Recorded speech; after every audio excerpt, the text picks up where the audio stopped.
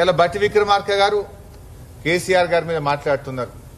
అయ్యా బట్టి గారు, మాటలు కట్టి పెట్టండి. మీరు ఇలా విద్యుత్ శాఖ మంత్రిగా ఉన్నారు. రైతులకు నాణ్యమైన 24 గంటల కరెంట్ ఇవ్వండి. వల్ల ఇలా పెద్ద ఎత్తున మోటార్లు గాలిపోతా ఉన్నాయి. ఇలా రైతుల మీద ఆర్థిక భారం పడతా ఉంది.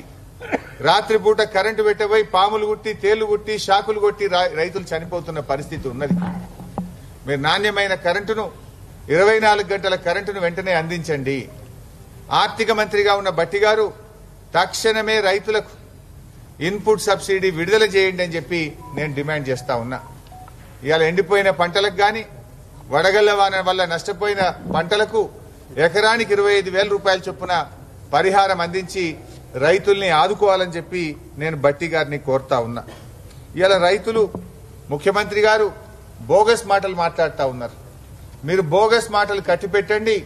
తక్షణమే వడ్లకు, మక్కలకు 500 రూపాయల బోనస్ ఇవ్వండి అని చెప్పి నేను డిమాండ్ చేస్తా ఉన్నా.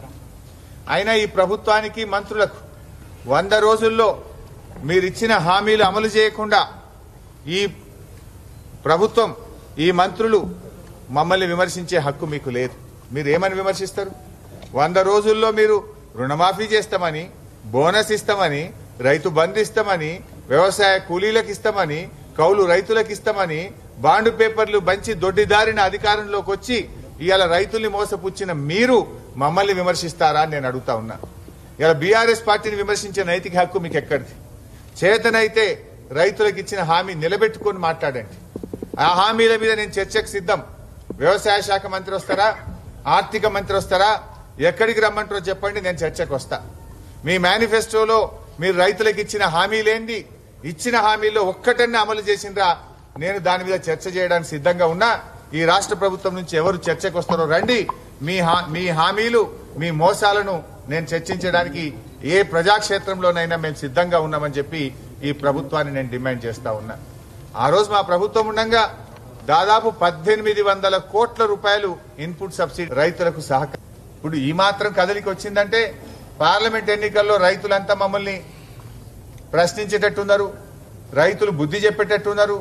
కేసీఆర్ బయలుదేరిండని ఇప్పుడు ఏదో కంటి తుడుపుగా నిప్పు మీద నీళ్లు జల్లినట్టు ఇవాళ దిద్దుబాటు చర్యలకు వీళ్ళు ప్రయత్నం చేస్తా ఉన్నారు.